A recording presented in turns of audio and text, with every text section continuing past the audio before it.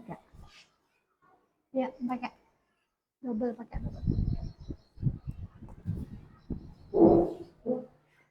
Bismillahirrahmanirrahim. Assalamualaikum warahmatullahi wabarakatuh. Waalaikumsalam.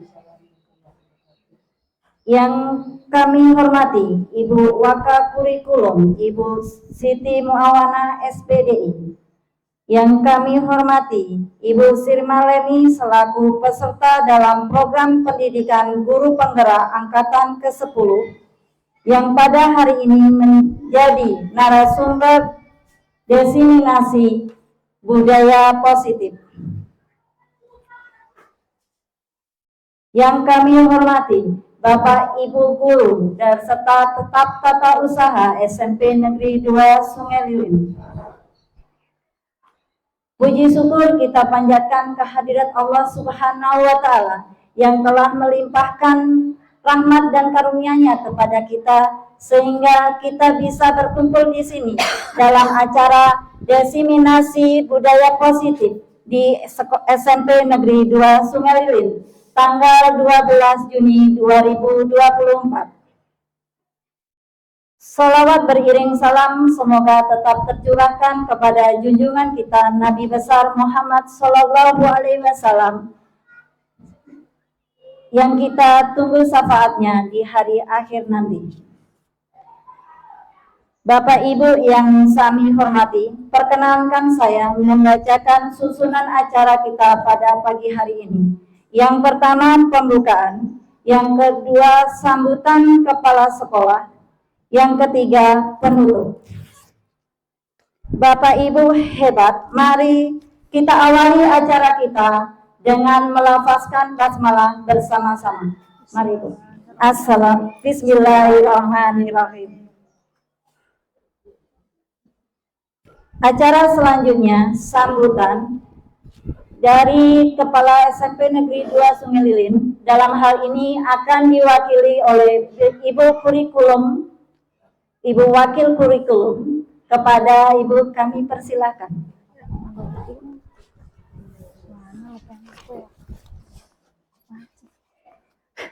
Assalamualaikum. Depan dulu. Nenek klipnya gantian.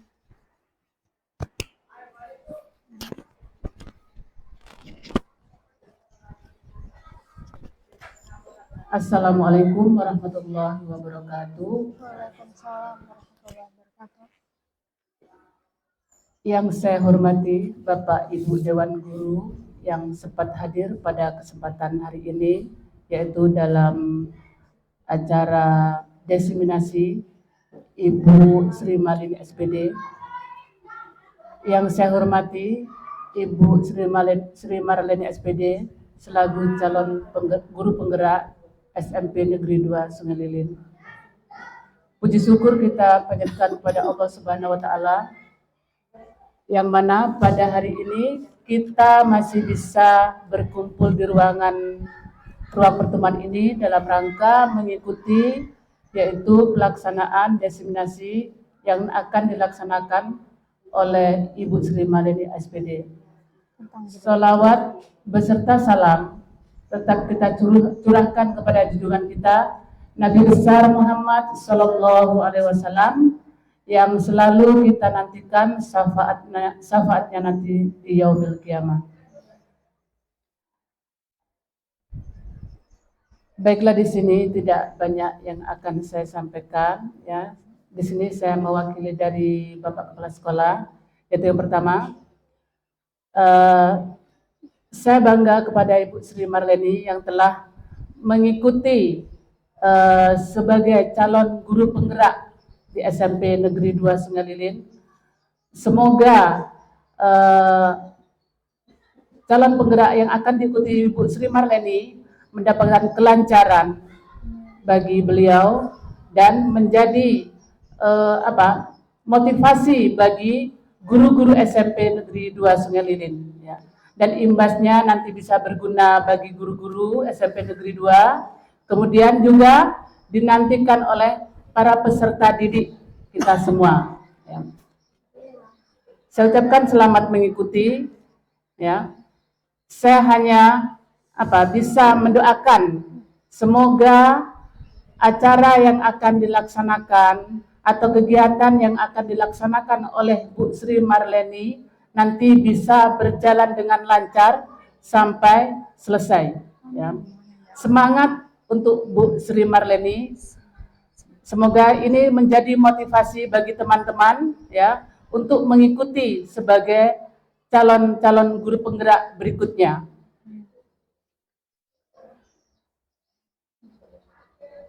Dan sekali lagi saya ucapkan selamat menjalankan tugas-tugas yang akan dilaksanakan untuk kegiatan selanjutnya kepada Ibu Sri Marleni SPD untuk mengikuti yaitu diseminasi budaya positif yang akan dilaksanakan di SMP Negeri 2 Sungai Lilin. Mungkin ini saja yang bisa saya sampaikan pada kesempatan hari ini. Terima kasih, Ibu. Saya akhiri. Wassalamualaikum warahmatullahi wabarakatuh. Waalaikumsalam warahmatullahi wabarakatuh.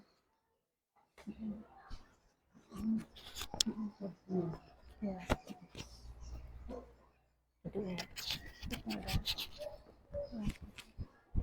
Terima kasih pada Ibu Siti Muawana.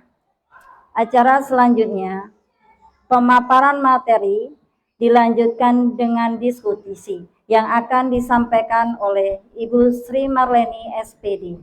Kepada beliau kami persilakan.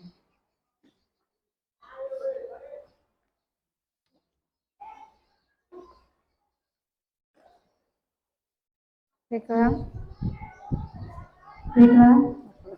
Sebelum saya mulai memaparkan diseminasi budaya positif, saya mau mengucapkan terima kasih terlebih dahulu kepada Bapak Ibu Dewan Guru yang sudah bersedia hadir mengikuti acara ini. Kemudian salawat sering salam tidak lupa kita curahkan kepada junjungan kita Nabi besar Muhammad Sallallahu Alaihi Wasallam. Baik, langsung saja kita mulai.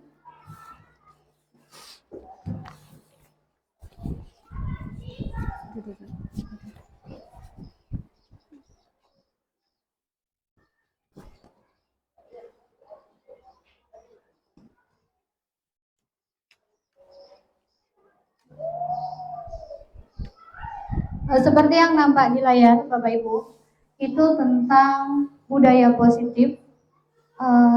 Ini merupakan bagian dari tugas kami sebagai calon guru penggerak dari modul 1.4. Jadi kita saksikan bersama-sama. Nanti ada tugas berikutnya. Salam dan bahagia. Alhamdulillah kita semua di sini bisa hadir dalam keadaan sehat, walafiat tanpa kurang suatu apapun, sehingga acara ini bisa berlangsung dengan lancar. Oke, yang mau saya jelaskan, mau saya diseminasikan hari ini tentang apakah makna budaya positif.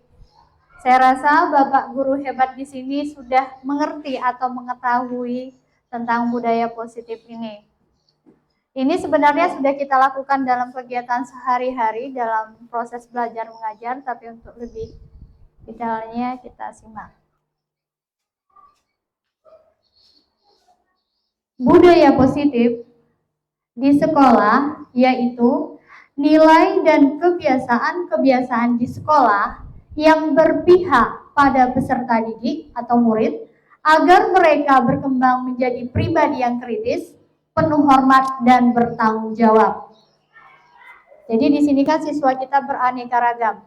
Di dalam kurikulum Merdeka, itu kita menekankan pada murid dan murid, bukan seperti dulu guru sebagai center, tidak. Jadi dengan keanekaragaman anak yang berbeda tadi, kita harus memahami lebih sabar dan lain-lain. Kita simak lagi. Nah, di sini budaya positif yang saya bahas ini yang pertama tentang kebutuhan dasar manusia, yang kedua tentang 5 posisi kontrol, dan segitiga restitusi. Untuk yang pertama, kebutuhan dasar manusia.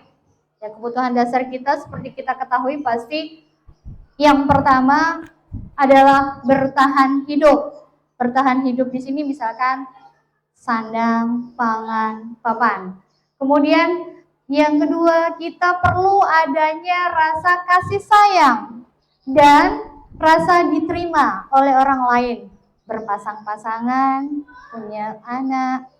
Kemudian di situ diterima maksudnya di sini bisa mengikuti lingkungan, dalam artian oh di kantor saya ada teman dekat, seperti keluarga, ada murid dan lain-lain. Di lingkungan masyarakat juga pun sama, kita mengikuti acara-acara yang istilahnya itu yang kesehariannya terlepas dari kita sebagai guru ya Bapak Ibu.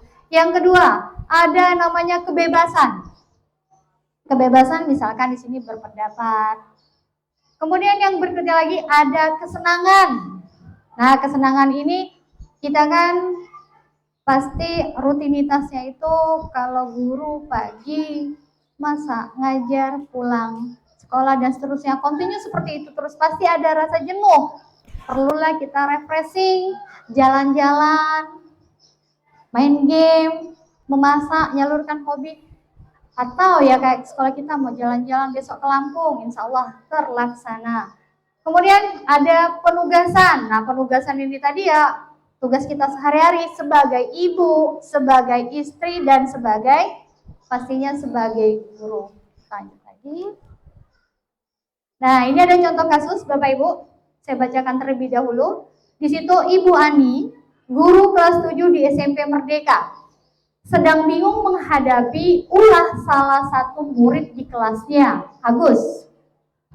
Beberapa anak telah datang dan mengeluhkan Agus seringkali meminta bekal makanan mereka dengan paksa. Jika Anda menghadapi situasi seperti ini, Ibu Ani, maksudnya kita sebagai guru, apa yang akan Anda lakukan? Menurut Anda kira-kira apa alasan Agus melakukan hal itu? Dan kebutuhan dasar apa yang harus dipenuhi Agus? Nah, kira-kira dari yang saya paparkan tadi, Ibu Bapak sudah ada bayangan belum? Kalau itu kita lanjut. Nah, ini lanjutannya dalam konteks menerapkan disiplin positif, dalam artian positif itu yang baik-baik, Ibu Ani menjalankan atau mencari tahu alasan kenapa Agus, ini banyak alternatifnya. Tindakan tersebut agar mengetahui kebutuhan mana yang sedang berusaha dipenuhi oleh Agus. Yang pertama, apabila jawaban Agus karena lapar dan orang tuanya tidak membawakan bekal makanan untuk makan siang, di sini dia termasuk dari kebutuhan hidup. Kemudian yang kedua, apabila jawaban Agus karena dia senang temannya atau senang temannya jadi perhatian dia, berarti di sini Agus memerlukan kasih sayang. Kemudian yang ketiga, apabila jawaban Agus dia merasa hebat karena temannya jadi takut dan menuruti keinginannya. Jadi di sini Agus sebagai penguasa. Agak nakal berarti Agus di sini. Mintain makanan temannya, kalau udah dikasih marah, misalkan seperti itu. Kemudian yang berikutnya, apabila jawaban Agus karena dia merasa bosan dengan bekal yang dibawa oleh ibunya, karena ibunya selalu membawa bekal yang sama, berarti dia perlu kebebasan. Bosan, oh masaknya tempe terus. Oh masaknya ikannya pengen kayak kawannya, jangan digoreng, pengennya dipindang. Berikutnya lagi, apabila jawaban Agus adalah karena iseng, dia menikmati ekspresi wajah temannya yang kesal karena dia diambil makanannya. Dia merasa senang. Wah, kawanku nangis. Wah, kawanku marah karena bekalnya diambil. Jadi banyak alternatif yang dilakukan Agus, tapi yang terkait dengan budaya positif nanti kita lihat lagi. Oke. Nah, berikutnya lagi 5 posisi kontrol. Sebagai seorang guru, kita nanti bisa menentukan kita ini di mana. Yang pertama, sebagai penghukum, sebagai pembuat rasa bersalah, sebagai teman dari murid, atau sebagai pemantau, atau juga sebagai manajer.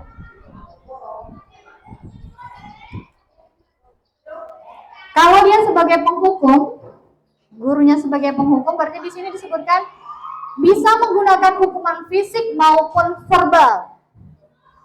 Orang-orang yang menjalankan posisi penghukum atau guru ini yang kita ya, senantiasa mengatakan bahwa sekolah memerlukan sistem atau alat yang dapat lebih menekankan murid-murid lebih dalam lagi. Guru-guru menerapkan posisi penghukum. Kadang-kadang dia mengeluarkan kata-kata seperti ini, seperti dia sebagai penghukum. Patuhi aturan saya atau awas. Kata kedua, kamu selalu saja salah. Atau yang ketiga, selalu, pasti, selalu yang terakhir selesai. Misalkan dia ngumpul tugas telat, lah kamu lagi yang telat, lah kamu lagi yang terakhir. Itu berarti kita memposisikan kita sebagai penghukum. Terus di sini guru seperti ini senantiasa percaya bahwa hanya satu cara agar pembiasaan itu berhasil, yaitu tadi dengan cara guru tadi, dengan keluar kata-kata tadi, yang harus patuhi saya, versi saya, kamu salah, atau kamu tugasnya terakhir terus. Jadi kita bisa mengubahnya itu kalau kita tidak mau dikatakan sebagai penghukum. Yang nomor 2, membuat merasa bersalah. Pada posisi ini biasanya guru akan bersuara lembut, membuat rasa bersalah, akan menggunakan keheningan yang membuat orang lain merasa tidak nyaman, bersalah atau rendah diri. Kata-kata yang keluar dengan lembut tapi nyanekan lah intinya. Contohnya ya Bapak Ibu, Ibu sangat kecewa sekali dengan sikap kamu. Penekanan ini lembut tapi agak menekan. Kemudian beberapa kali Bapak harus memberitahu kamu. Berapa kali, kok udah selesai nak tugasnya, kapan kumpulnya. Atau, silakan Bu, gimana coba orang tua kamu tahu kalau kamu berbuat gini, misalkan anaknya salah. Nah, nanti bapakmu dipanggil loh ke sekolah. Karena kamu udah buat tugas, karena udah bawa buku, bisa kan? Itu maksudnya contoh yang sering kita lakukan. Berarti di sini kita guru membuat siswa itu ada rasa salah, ada rasa nggak enak. Tapi apakah nanti berdampak baik atau tidak itu nanti tergantung ke anaknya masing-masing. Di sini murid akan memiliki penilaian tersendiri atau penilaian diri yang buruk tentang dia sendiri, maksudnya dia merasa tidak berharga, dia merasa dikecewakan atau kurang disayangi gurunya. Itu yang kedua. Yang ketiga, teman. Nah, kita sebagai teman dengan murid. Guru pada posisi ini tidak menyakiti murid, namun akan tetap berupaya mengontrol murid melalui persuasi. Posisi teman pada guru bisa negatif, bisa positif. Positif di sini berupa hubungan baik yang terjalin antara guru dan murid. Guru di posisi teman menggunakan hubungan baik dan humor, sering tertawa, sering ngajak guyon, sering jadi curhat, bisa. Rahasianya Bu, apa ada rahasia? Boleh Bu, saya tukar pikiran, boleh gitu ya. Biasanya kata-kata yang digunakan seperti ini oleh gurunya. Ayo bantulah demi Bapak ya. Kemudian contoh lain. Ayo ingat tidak bantuan Bapak selama ini. Maksudnya bantu nilai misalkan. Ayo udah dibantu nak nilainya, masa kamu nggak buat tugas? Atau, ayo nak cepetan tugasnya, nanti yang dapat kumpul duluan, nanti dapat nilai di atas 80. Bisa. Atau di sini lagi, satu lagi. Ya sudah, kali ini tidak apa-apa. Nanti ibu bantu bereskan. Misalkan berantakan, seharusnya kan yang aktif itu siswanya atau muridnya. Karena terfokus pada murid, tapi terkadang siswa zaman sekarang itu tadi harus gurunya dulu gerak. Contoh kita piket, ya seperti hari ini. Piket, gurunya piket, tapi ya, muridnya ada yang mau disuruh dulu, ada yang langsung sini saya bantu, ada yang lewat saja, itu contohnya. Tapi kalau siswa di sini alhamdulillah baik.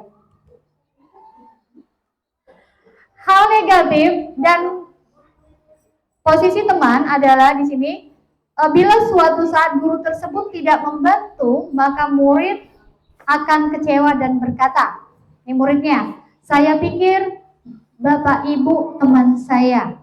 Nah, terkadang dia kan kalau sudah kelewat dekat, ada juga rasa kurang hormat atau kadang-kadang tidak pas. Misalkan apa Bapak Ibu?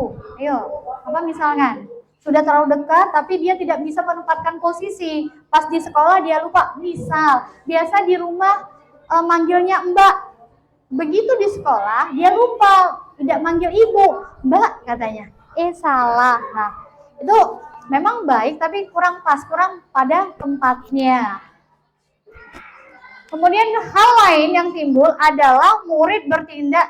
Nah, tadi yang tidak tepat tadi, murid akan tergantung pada guru. Berhubung kita sudah ngajar SMP, ya Bapak Guru hebat, agak ringan dengan ngajar SD.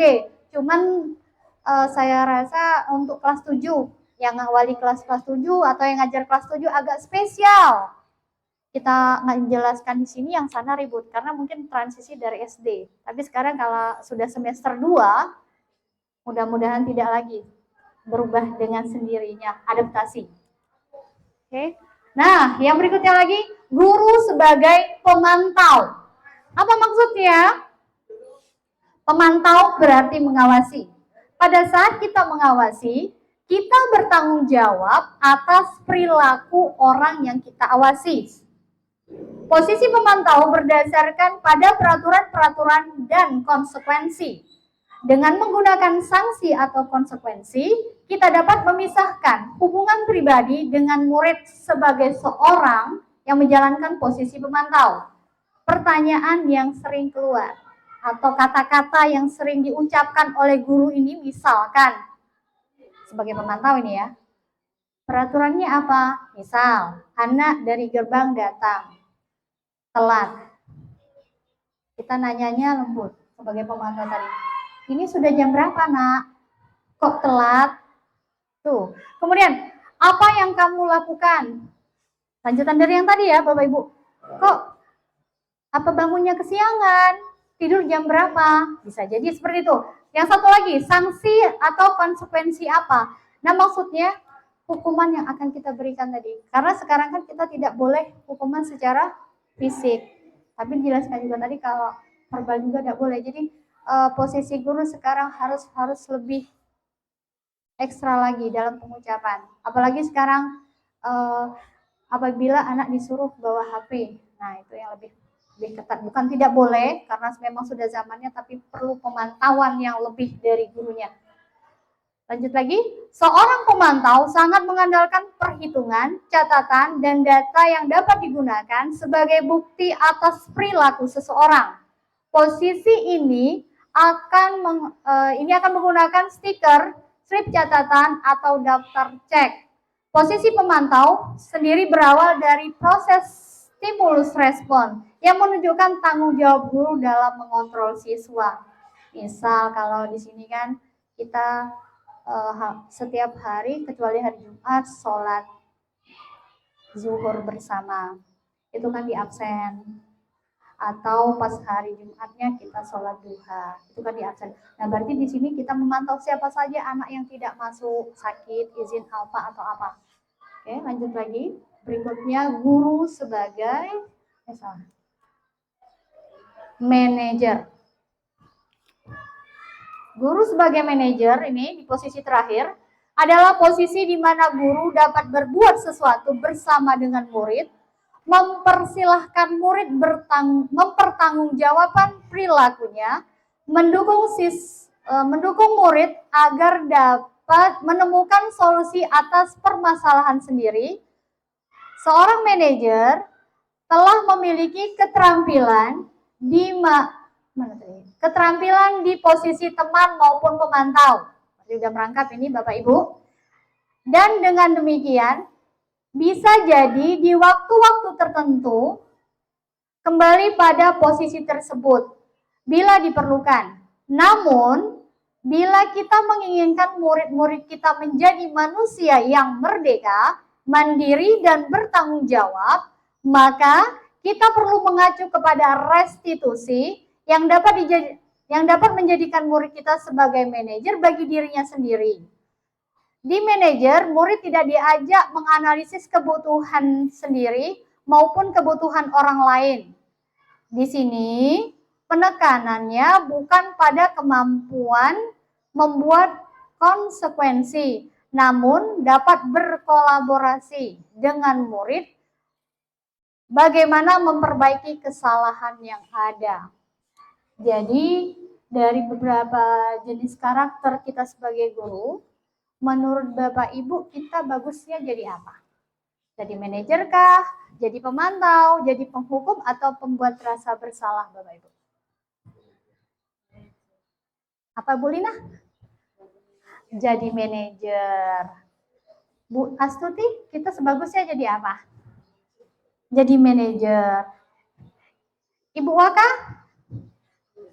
Dari manajer. Berarti yang paling tepat, kita sepakat ya Bapak Ibu, kita selama ini merasa itu tadi, yang paling tepat kita jadi manajer, merangkum semuanya. Jadi jangan membuat rasa bersalah dan lain-lain. Tapi ya termasuk saya ya Bapak Ibu, ini dalam tahap masih belajar diseminasi ini tadi, budaya positif itu ya sedikit tambah baik dan tambah baik. Sekarang udah baik tapi lebih baik lagi. Oke, jadi manajer. Nah, di sini baru kita bahas kata-katanya. Ternyata Bapak Guru di sini hebat. Calon guru penggerak berikutnya yang masih muda. Ini kata-katanya. Seorang manajer akan berkata, apa yang kita yakini? Atau keyakinan kelas. Saya rasa kalau di kelas, yang Bapak Ibu sebagai wali kelas, ada kan keyakinan kelasnya apa saja? Ada. Apa misalkan tidak boleh makan jam pelajaran, makan dan minum. Tidak boleh keluar istilahnya tuh berbarengan, rame-rame pipis semua. Kan kadang-kadang anak tuh pergantian jam pelajaran, ibu saya mau pipis, saya mau ini ke kamar mandi, gantian. Mungkin itu harus diterapkan di kelas agar apa? Agar tertib. Jadi jam pelajaran pergantian jam tidak boleh keluar. Kemudian jika ada lagi katanya, jika kamu meyakininya, apakah kamu bersedia memperbaikinya? Kalau siswa yang salah, ya kalau udah salah, udah dinasehati, ya kata-katanya seperti itu bisa. Atau misalkan jika kamu memperbaiki ini, anaknya udah tahu salah tuh, kita nahan emosi di dalam, gerem, tapi ditahan. Hal ini menunjukkan apa maksudnya? Kamu udah salah, jangan diulangi lagi ya. Atau apa rencana kamu? Nanti kita lihat videonya Bapak Ibu, saya sudah buat videonya. Kapan dia mulai mau melakukannya? Tugas seorang manajer, kita bahas dulu, bukan mengatur. Maaf. Belum selesai. Tugas seorang manajer bukan untuk mengatur perilaku seseorang. Jika membimbing murid untuk mengatur dirinya, seorang manajer bukan memisahkan murid dari kelompoknya, tetapi mengembalikan murid tersebut ke kelompoknya dengan lebih kuat dan lebih baik. Jadi muridnya itu ya harus disayang-sayang. Disayang-sayang tapi kadang-kadang ya harus pas juga. Kalau kita ngomongnya lembut juga salah, dikerasi salah, berarti dia perlu konseling. Kita lihat latar belakang keluarganya apa dan bagaimana. Baiklah, sebelum ini kita lihat ada videonya terlebih dahulu. Kita bisa simak sama-sama.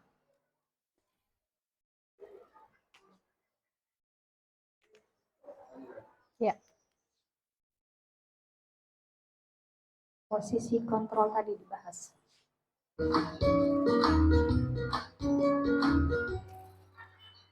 Salam bahagia Ibu dan Bapak guru hebat.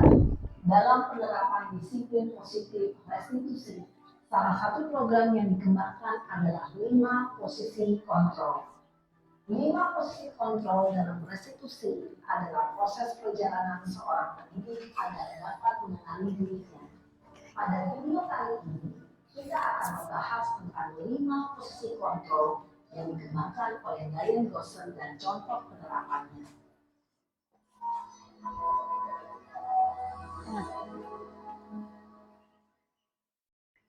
5 posisi kontrol itu adalah 1. Posisi penghukum. 2. Posisi pembuat merasa bersalah. 3. Posisi teman. 4. Posisi pemantau atau monitor. Dan 5. Posisi manajer. Untuk lebih memahami kelima posisi tersebut, mari kita saksikan kasus Naren yang terlambat hadir 20 menit di sekolah dan melihat bagaimana kelima posisi kontrol dalam menghadapi masalah tersebut.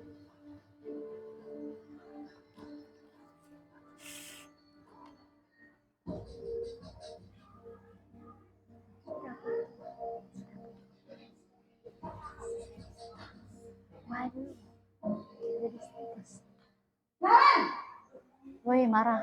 Ganas guru.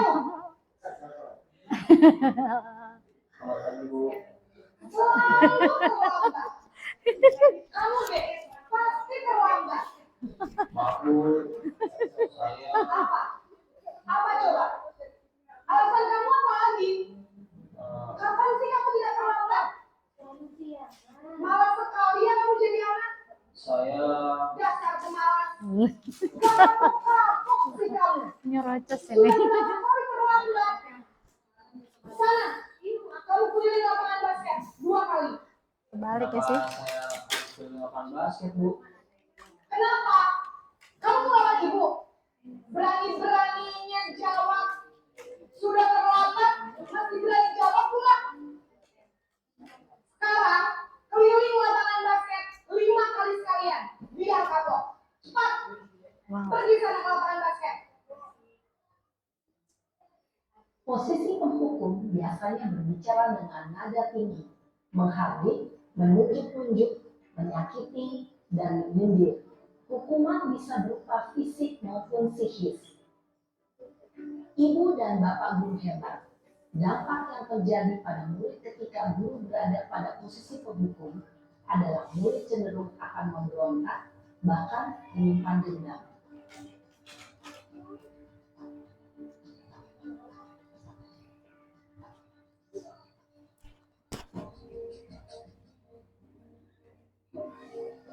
Naren.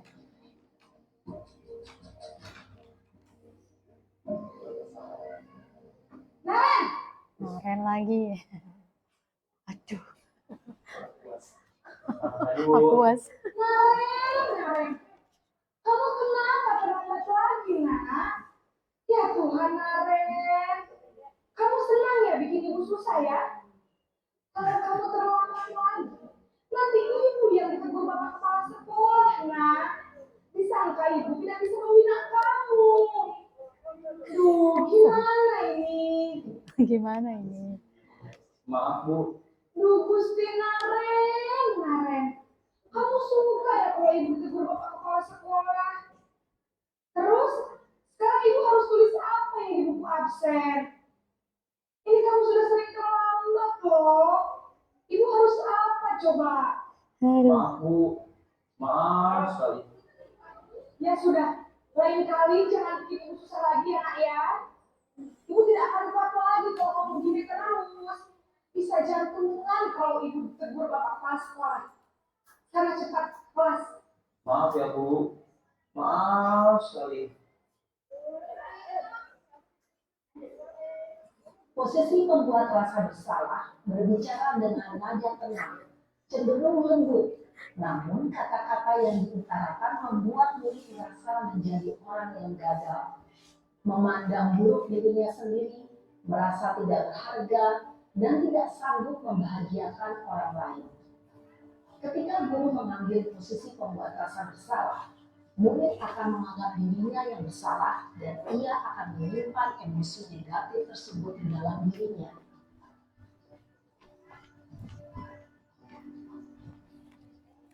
Siapa lah itu tadi? Siapa lah itu? Aku tadi. Siapa lah? Enggak marah-marah. Naren mana ya? Naren lagi. Posisi apa ini? Selamat pagi Bu. Wah, sudah jam berapa ini, Nah, tapi nyindir. Selamat pagi ya sayang. Iya Bu, habis ibu saya rumah bolongnya saya Bu. Kamu malah menyalahkan ibu kamu. Kamu bukannya anak yang larinya paling kencang. Kok terlambat sih? Iya Bu, saya memang terlambat bangun tadi. Agak cerah Jadi, muka anaknya ya. biarpun saya lagi kencang, Kecil. tetap harus kejar Bu. Nah, Ya sudah sana. Nanti lain kali larinya lebih kencang lagi ya. Biar gak terlambat lagi. Bikin senang ibu. Demi ibu. Bisa kan? Bisa lah Bu. Ya sudah, bisa lah, Bu. Nah, Ibu beresin urusan absen jadi kamu. bestie. Kamu ini ada-ada saja. Cerah kan muridnya, tidak kayak tadi ya, takut ya. Dalam posisi teman, guru berbicara dengan nada suara ramah, akrab, cenderung bersenda gurau untuk menjaga suasana tetap santai. Murid akan merasa senang, aman, dan akrab dengan guru. Identitas yang tercipta adalah identitas sukses atau berhasil.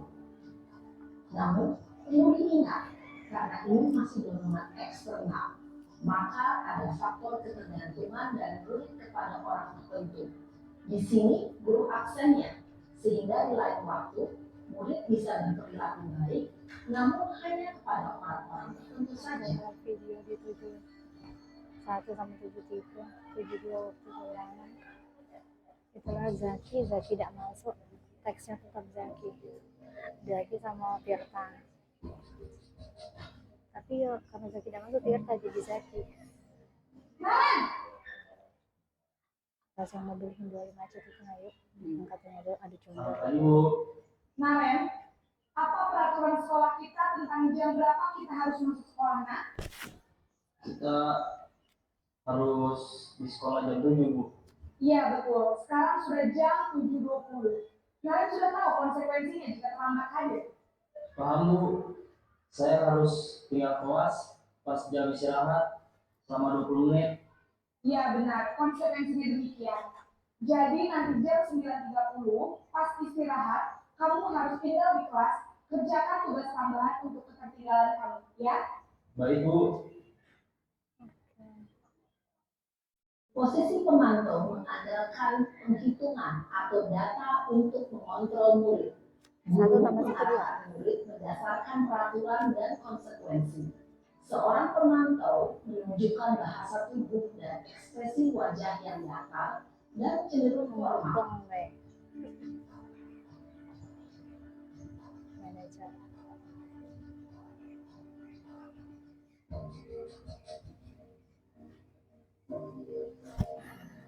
Naren. Siapa ini? Manajer. Masih marah juga. Telat terus ya nih. Selamat pagi Bu. Selamat pagi Naren. Maaf Bu, saya terlambat. Iya, sekolah masuknya jam 7, sekarang sudah jam 7.20. Jadi sekarang bagaimana ini Naren? Maaf Bu, saya lupa setoran saya semalam. Baiklah, menurut kamu, keyakinan sekolah yang mana yang perlu kamu tingkatkan? Menghargai diri sendiri dan orang lain mungkin ya Bu. Setuju. Jadi, apakah Naren meyakini prinsip saling menghormati tersebut? Iya Bu, saya meyakininya. Apakah Naren bersedia memperbaiki masalah keterlambatan ini? Bersedia Bu. Bagaimana kamu akan memperbaiki masalah keterlambatan ini? Saya akan coba untuk tidak lupa menyetel alarm saya Bu. Baik, kalau Naren lupa menyetel alarm di rumah, ada orang yang kira-kira bisa bantu mengingatkan tidak? Ada Bu. Kata saya, Kak Emma. Ada lagi selain Kak Emma? Selain Kak Emma, ada ibu saya. Baik, jadi yang mengingatkan Naren adalah Kak Emma dan ibu kalian. Kira-kira akan mulai sealam kapan nih, Naren? Setelah pulang sekolah, akan segera saya lakukan. Baik, jadi Naren akan setel alarm untuk bangun besok pagi dan akan diingatkan oleh kakak dan ibunda Naren ya. Ada lagi yang mungkin perlu dilakukan Naren agar tidak terlambat bangun lagi? Tidak ada, Bu. Baik Naren, terima kasih untuk kerjasama kamu. Sekarang kamu perlu kembali ke kelas untuk belajar.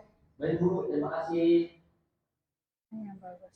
Posisi manajer adalah posisi kontrol yang disarankan untuk membimbing murid memiliki sikap disiplin yang positif, yaitu murid yang mandiri, bertanggung jawab, dan dapat memecahkan masalah. Tujuan dari posisi ini adalah agar murid dapat berefleksi atas tindakannya. Guru akan dengan tulus memberikan pertanyaan-pertanyaan bermakna, sehingga membuat murid dapat belajar dari kesalahannya dan mencari sebuah solusi untuk menyelesaikannya. Ibu dan Bapak guru hebat, setelah mengamati adegan kelima posisi kontrol tadi, kira-kira posisi mana yang paling ideal? Posisi mana yang dapat menunjang motivasi intrinsik murid? Ya, tentu posisi manajer. Posisi ini memang posisi ideal yang ingin dituju setiap pendidik. Pada posisi inilah, guru dapat menerapkan disiplin positif dan berpihak pada murid, yang memerdekakan murid. Perjalanan seorang pendidik tentunya tidak mudah untuk sampai pada posisi seorang manajer. Namun, tujuan kita pasti, yaitu menciptakan murid-murid yang mandiri, merdeka, dan bertanggung jawab. Semoga penggambaran 5 posisi kontrol yang telah diperlihatkan ini dapat menjadi ajang refleksi bagi kita semua agar dapat terus mengasah dan menerapkan disiplin positif yang memerdekakan murid. Mari terus berlatih dan bersemangat. Selamat menerapkan. Salam dan bahagia Ibu dan Bapak guru hebat.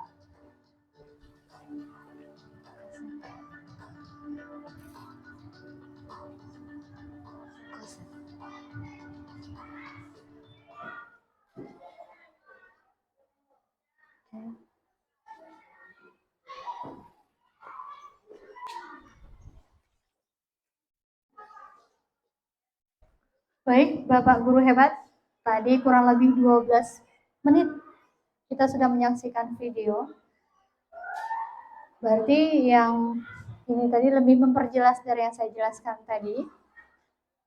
Berarti sudah tepat Bapak Ibu memilih menjadi manajer. Kita lanjutkan lagi. Nah, tadi ada sedikit bahasan segitiga restitusi. Nah, nanti saya coba jelaskan segitiga restitusi. Apa itu? Mungkin ada yang baru dengar kali ini. Segitiga restitusi atau restitusi saja itu sama Bapak Ibu, adalah proses penciptaan kondisi bagi murid untuk memperbaiki kesalahan mereka sehingga mereka bisa kembali pada kelompok mereka dengan karakter yang lebih kuat. Di sini menurut Gosek tahun 2004. Nah, ini bentuk segitiga restitusi. Nah, memang bentuk segitiga atau kata saya sebutkan dari awal tadi segitiga atau restitusi saja itu sama. Di situ ada yang pertama adalah menanyakan keyakinan. Keyakinan di sini maksudnya tentang keyakinan kelas. Kalau di kelas, apa saja kesepakatan kelas, keyakinan apa saja yang tidak boleh dilakukan deal dengan anak. Kemudian ada juga untuk di sekolah, peraturan sekolah. Contohnya yang datang jam berapa, pulang jam berapa, untuk semua itu kalau yang sekolah. Kalau yang kelas, hanya di kelas. Kemudian misalkan tentang apa lagi, kunjungan ke perpustakaan, pinjaman buku perpustakaan, literasi perpustakaan, bisa itu contohnya. Kemudian ada yang kedua, bagian dari segitiga restitusi, menstabilkan identitas. Di sini maksudnya setiap orang pasti pernah melakukan kesalahan. Kamu bukan satu-satunya yang pernah melakukan ini. Itu maksudnya ketika anak bersalah, kita pun memposisikan kita juga pernah melakukan kesalahan tersebut. Jadi dia tidak down, dia tidak seolah-olah kita menjudge dia, oh kamu tuh salah gini. Tidak didikte tapi lebih halus penerapannya. Kemudian yang berikutnya lagi, validasi atau tindakan yang salah. Jadi yang selama ini Bapak, Ibu atau saya sendiri lakukan, dengan adanya diseminasi ini, kita berbenah diri sama-sama. Ya, mana yang kurang pas, mana oh saya selama ini jadi penghukum untuk murid. Oh saya selama ini jadi pemantau. Oh saya selama ini jadi apa tadi? Teman. Oh saya selama ini jadi satu lagi ada manajer. Jadi yang pas kita itu sebagai manajer. Walaupun ya belum langsung ke situ tapi dibenahi. Apalagi sekolah kita ini termasuk sekolah yang baik, adiwiyata, sudah tingkat provinsi, juara 4 loh, tidak sembarang. Ya kerja keras kita bersama murid, ya seluruh guru dan TU tidak sia-sia. Bangga kita, alumni sini bangga. Kemudian dari segitiga ini tadi kita lanjutkan lagi.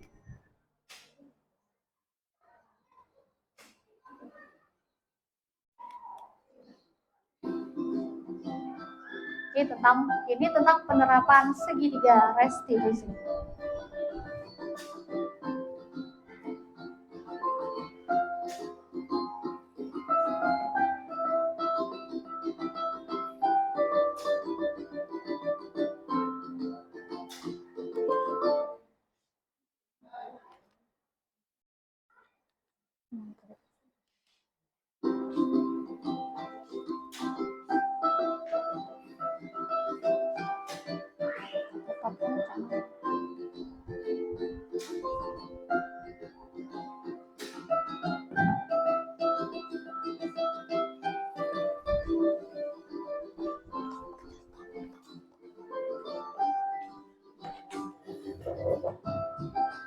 Tadi lah.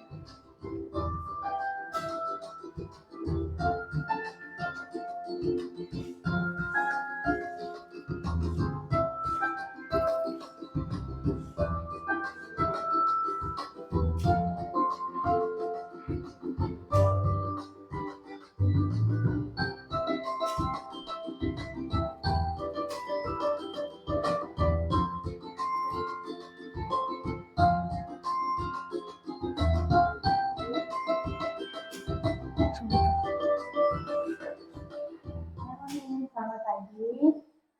Ibu juga Bu, sehat hari ini? Alhamdulillah sehat. Ibu mau nanya, Rumi tahu nggak kenapa Rumi dipanggil ke sini? Tidak tahu.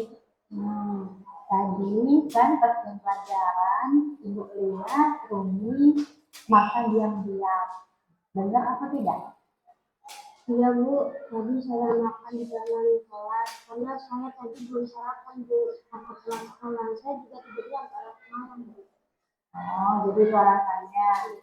Nah, Ibu manggil ini, Ibu tidak menyalahkan karena makan tadi ya. Tapi alangkah baiknya karena kita manusia itu tidak mampu dari kesalahan, otomatis ya itu dilakukan.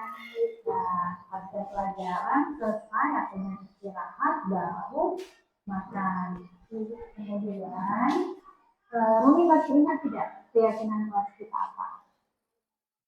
Tidak.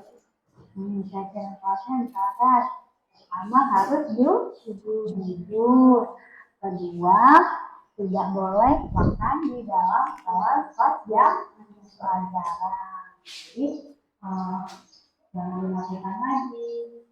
Nah, kemudian Ibu mau ngasih tahu solusinya biar lebih tidak kelaparan atau ketika jam pelajaran tiba-tiba mau makan. Solusinya seperti ini. Pertama, ini sarapan di rumah. Terus tadi kan katanya tadi tidurnya agak malam, berarti tidurnya lebih cepat, lebih awal, dan bangunnya juga lebih pagi agar tidak telat ke sekolah. Jadi tidak setuju kalau makan kali atau besok saya tidak oke Pak. Jadi mulai kapan tuh tidak melakukan hal itu lagi? Besoknya tidak akan melakukan. Baik Pak. Kalau Ibu bukannya apa, Ibu pengen itu dari anak yang nggak disiplin, kemudian jadi anak yang tanggung jawab. Oke, bisa dilakukan? Salaman dulu.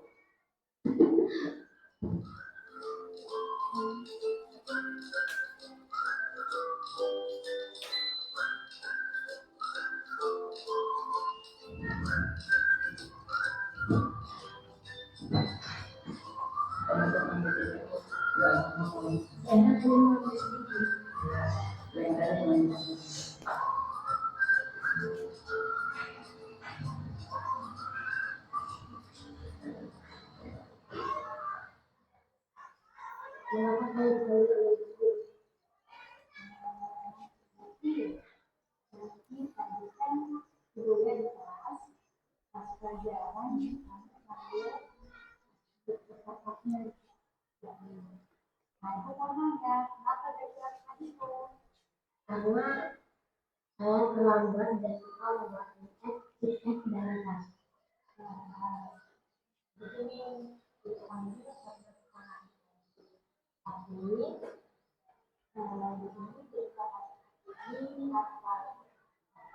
Tapi jangan mengingatkan bahwa kegiatan dari kata tidak boleh. Jadi kalau mau menjaga Quran, tapi tidak harus diizinkan lebih dahulu. Kemudian saya masih ingat tidak salah satu dari beberapa kesepakatan kelas di kelas kita. Ini apa? Pertama, jujur. Kemudian apa lagi? Kalau yang jarang harus jujur dan dari sini untuk kedepannya berarti jangan lagi mengambil barang atau dengan teman lain karena mulai kapan nanti mau melakukannya tidak melakukan hal itu mulai sekarang. Jadi tiap manusia bagi itu akan melakukan kesalahan, tapi di sini itu akan memberikan solusi agar nanti tidak mengulangi hal yang sama. Pertama, misalkan berarti harus 30 awal, sehingga nanti tidak telat bangunnya. Dan jangan lupa ketika malam hari pas belajar periksa dulu apa yang mau dijawab pada sesi tadi. Jadi Ibu sudah tenang, berarti mau menyadari kesalahan dan berjanji tidak mengulangi lagi. Ibu berharap Zaki itu menjadi anak yang bertanggung jawab dan jujur. Jadi, dulu. Oke.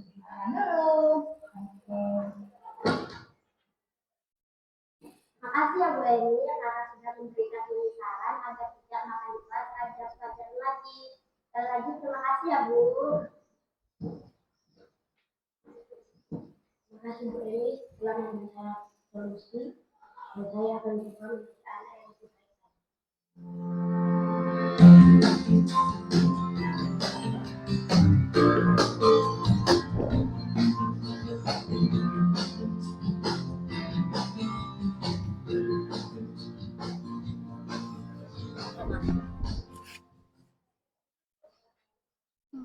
So,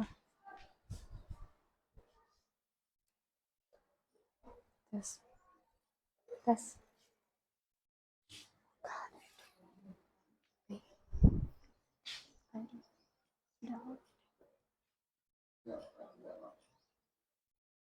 Ya. Baiklah Bapak Ibu, tadi sudah saya tampilkan dua video. Di situ menggambarkan apa yang ada di sekolah kita. Saya ambil sampel 2 anak di kelas 7. Nah, jadi dari video yang sudah ditampilkan tadi, saya minta bantuan kepada Bapak Ibu untuk menanggapi, boleh. Kira-kira sudah termasuk apa yang saya lakukan tadi? Apakah sudah pas sebagai manajer atau belum? Langkah-langkahnya kan tadi dipanggil, ditanyakan, dan lain-lain. Tidak menghakimi. Nanti sudah ini baru kita buat kelompok. Makanya saya minta nanti duduknya berpasangan. Nanti satu guru jadi siswa, satunya lagi gurunya jadi murid. Langsung duduk berhadapan. Apa masalahnya berkat tadi?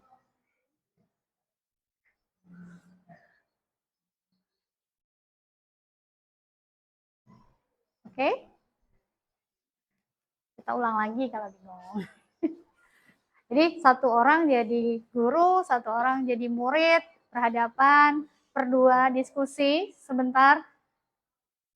Boleh kan sudah berpasangan semua, tinggal Wismiati. Pasangan, Bu Susi sama Bu Is, apa sama Bu Nur. Jadi ya, masalah-masalah yang Bapak Ibu hadapi di kelas.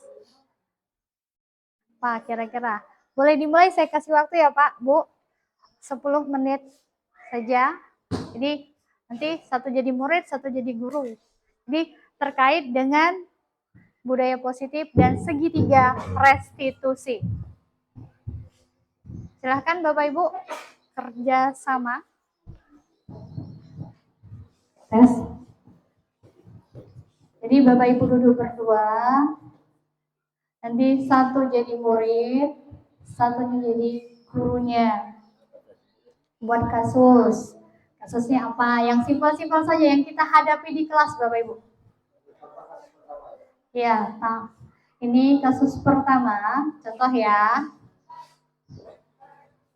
Saya sedang menjelaskan pelajaran. Saya memperhatikan ada murid yang bernama Bagas sedang tidur. Nah, Bagas kita sempat tidur dah. Kemudian dia tidak memperhatikan penjelasan saya, guru maksudnya ya. Ketika saya memberikan sebuah pertanyaan, Bagas tidak bisa menjawab. Dia hanya terdiam dan matanya masih ngantuk merah. Apa Bu? Apa Bu? Saya. Tidak nyambung. Kemudian pada saat jam istirahat, saya memanggilnya ke kantor. Nah, contohnya satu ini. Kita lihat yang berikutnya. Contoh kasus kedua, suatu hari saya sedang melaksanakan kegiatan ulangan sumatif harian. Ulangan ya. Ternyata ada anak murid yang mencontek, membuka buku ketika ulangan sedang berlangsung. Kemudian setelah ulangan selesai, saya memanggil anak yang mencontek untuk mengajaknya berdiskusi. Maksudnya tadi dinasehati kenapa dia contek, apakah karena apa, tidak belajar atau ketiduran atau bagaimana. Itu kasus yang kedua. Nah, itu 2 contoh. Sekarang giliran Bapak Ibu berdiskusi berdua, jadi murid dan satunya jadi guru. Saya kasih waktu 10 menit, nanti ada yang saya minta tolong maju ke depan praktekkan. Itu saja, boleh dimulai dari sekarang 10 menit. Silahkan Bapak Ibu, kasusnya simpel-simpel saja. Boleh, siapa yang jadi guru, siapa yang jadi murid. Ibu, Waka dengan Ibu moderator di depan, berdua. Boleh. Boleh, kalau milih kasus 1 boleh. Milih kasus 2 boleh. Mau ada kasus buat sendiri, boleh juga. Sangat boleh. Saya yakin Bapak Guru, Ibu di sini hebat semua. Buktinya tadi saya baru jelaskan sekali, udah tahu saya jadi manajer.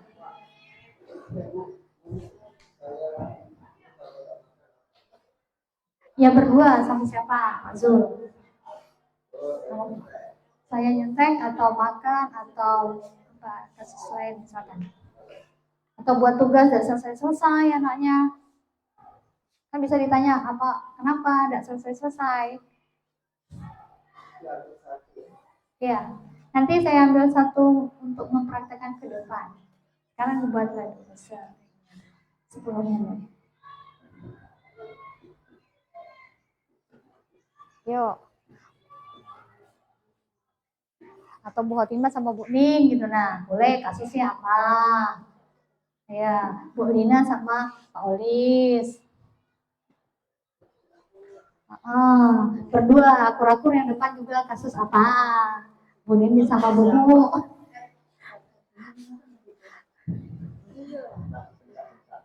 Langsung bentak-bentak ya.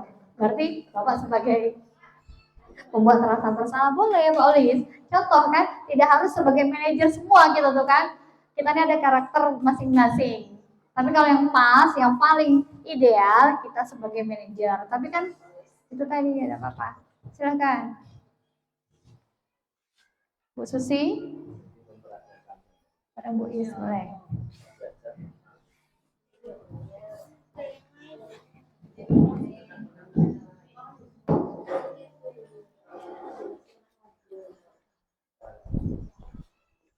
Mana yang ngantuk?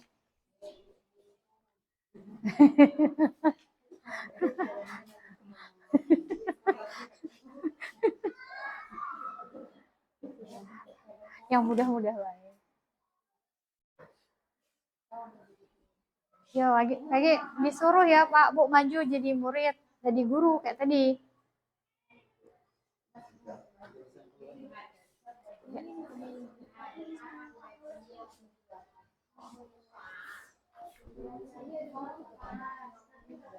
Ya. Ya.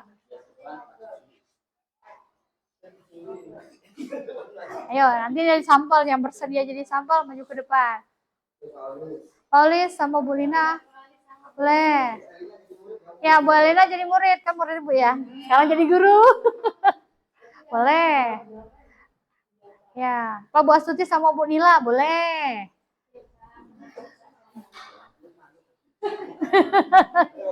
Ayo maju.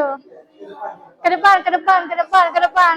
Kasusnya ya, kasus 1, kasus 2 atau kasus yang barusan lain boleh. Kasus ngantuk. Mau curi mangga sekolah. Tentang sekolahnya banyak mangga ya, Pak.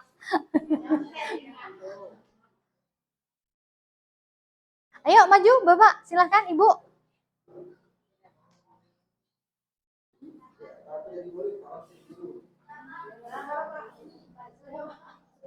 Pak Zul sama Pak Holis boleh.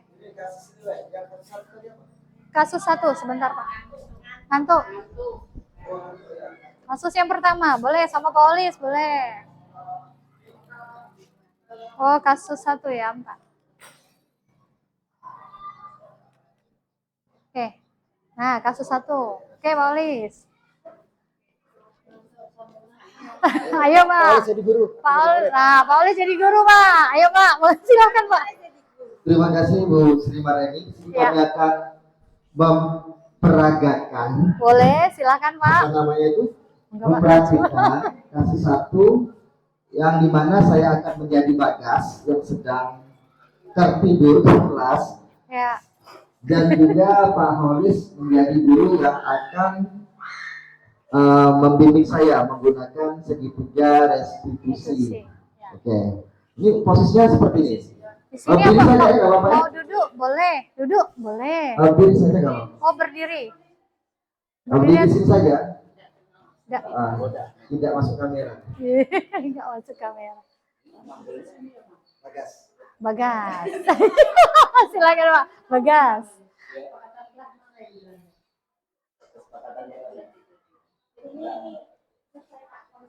Iya, ada apa-apa. Ayo. Dipanggil di kantor, Pak ya? Ya, dipanggil jam istirahat di kantor. Ya. Ya. Permisi Pak. Bapak memanggil saya Pak. Iya, Bagas.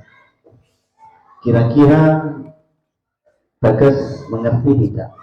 Pak panggil untuk menghadap Pak itu ada apa? Saya tidak mengerti Pak. Saya dipanggil teman, tiba-tiba disuruh menghadap Pak Holis. Jadi saya ke sini, Pak. Iya. Jadi begini, Bagas. Ketika Pak ngajar, tadi saya perhatikan tuh kelihatannya yang saya amati itu Bagas itu kepalanya tidak barengan di meja, matanya menjam. Jadi dari pengamatan Bapak itu kelihatannya kamu itu tidur, Bagas. Nah, kenapa kok Bagas saat Pak ngajar itu melakukan hal seperti itu atau tidur? Apa kira-kira yang Bagas rasakan sebelumnya? Saya minta maaf Pak karena semalam saya memang tidurnya larut malam karena main game Pak. Jadi pagi tadi kesiangan. Itulah sebabnya pada saat pelajaran Bapak saya mengantuk dan tertidur Pak. Iya. Ya, sebelumnya Pak sudah terima kasih karena Bagas sudah mau jujur. Jadi kejujuran pula yang harus kita tanamkan di dalam diri kita. Itu yang pertama. Pak sudah bangga dengan kejujuran Bagas.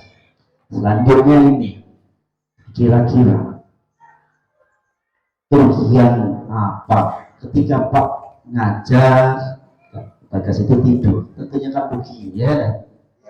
Jadi ketika Pak ngajar, kalau ada siswa yang tidur otomatis ada anak yang tidak akan mengerti apa yang Pak sampaikan. Nah, itu kerugiannya. Sedangkan waktu otomatis kalau ada siswa yang diajar tidur, siswa itu tidak mengerti, otomatis siswa itu harus mengulangi pelajaran dari awal yang tidur. Itu yang kerugiannya. Selanjutnya, kesepakatan di kelas kan sudah ada. Jadi aturan kelas, aturan di sekolah itu sudah ada.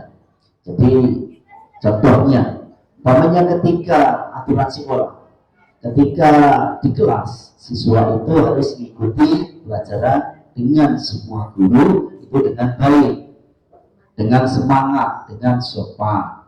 Nah, ketika Bagas itu tidur, itu otomatis itu tidak sopan. Itu.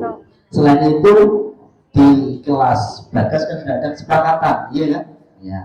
Jadi tidak boleh tidur atau main-main ketika ada guru yang menyampaikan mata pelajaran di kelas. Nah, itu Bagas sudah mengerti. Jadi untuk selanjutnya, nah ini memberi solusi. Jadi supaya kalian Bagas tidak tidur di kelas, nanti diubah kebiasaannya. Nah, main game juga harus diatur. Sudah itu tidurnya itu yang bagus normalnya untuk anak-anak itu beradanya jam 10 itu harus sudah tidur. Nah, itu pun harus sudah belajar. Nah, setelah itu tidur, setelah tidur nanti bangunnya pagi. Setelah pagi itu mandi, saya itu sarapan supaya apa? Kalau sarapan nanti energi di dalam tubuh Bagas itu terpenuhi, jadi oksigen yang di otak atau di kepala itu lancar dan bisa membuat ngantuk. Nah, jadi mungkin solusi atau sarapan seperti itu yang bisa sampaikan. Kalau kamu mau ikuti nanti enggak, kamu tidak akan terjadi ngantuk lagi. Nah, kira-kira kamu bersedia enggak dan kapan akan kamu mulai? Saya bersedia Pak, saya berusaha untuk tidak tidur larut malam lagi seperti yang Bapak sampaikan, maksimal jam 10 dan di sebelumnya sudah harus belajar. Dan juga saya menyesal Pak telah melanggar kesepakatan kelas yang telah kita sepakati bersama. Insya Allah Pak, mulai hari ini saya tidak akan melakukan hal tersebut kembali. Dan juga saya berusaha untuk mengatur waktu maghribnya Pak. Ya, terima kasih. Mudah-mudahan nanti yang itu nanti tidak terulang. Namanya siswa kita belajar salah masih wajar. Jadi kita ada salah harus kita buat. Nah, mudah-mudahan nanti setelah itu kalian menjadi siswa yang sukses dan prestasinya akan meningkat lebih baik. Terima kasih ya.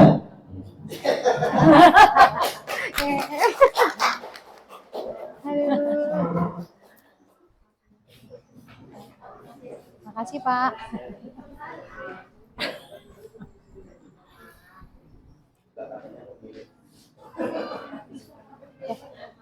Baiklah, tampilan yang baru ditampilkan oleh Pak Zul dan Pak Holis, kita kasih tepuk tangan sekali lagi. Hebat sekali.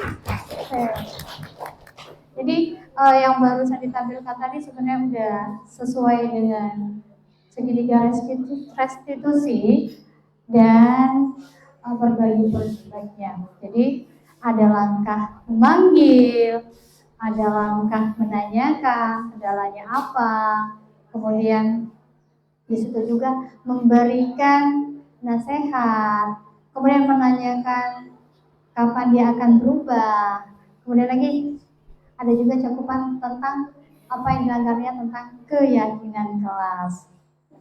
Ya baik, terima kasih kepada Bapak. Nah sekarang ada enggak yang ibu-ibunya mau maju? Atau cukup satu saja contohnya? Cukup satu saja. Ya, jadilah ya. Saya kira sudah paham untuk desiminasi hari ini, setidaknya ada pencerahan untuk kita bersama untuk lebih membimbing siswa kita ke depannya menjadi siswa yang hebat, murid yang hebat, dan guru yang hebat. Oke, itu saja. Saya kembalikan lagi. Ibu Pak, jangan. Jadi dari kasus 1 dan 2 tadi Pak Zul dan Paulis memberi kasus pertama. Oke, itu saja yang bisa saya sampaikan hari ini. Terima kasih kepada rekan-rekan yang sudah hadir mendukung dan memotivasi saya. Indonesia hebat, guru hebat, guru penggerak Indonesia maju. Saya akhiri. Assalamualaikum warahmatullahi wabarakatuh.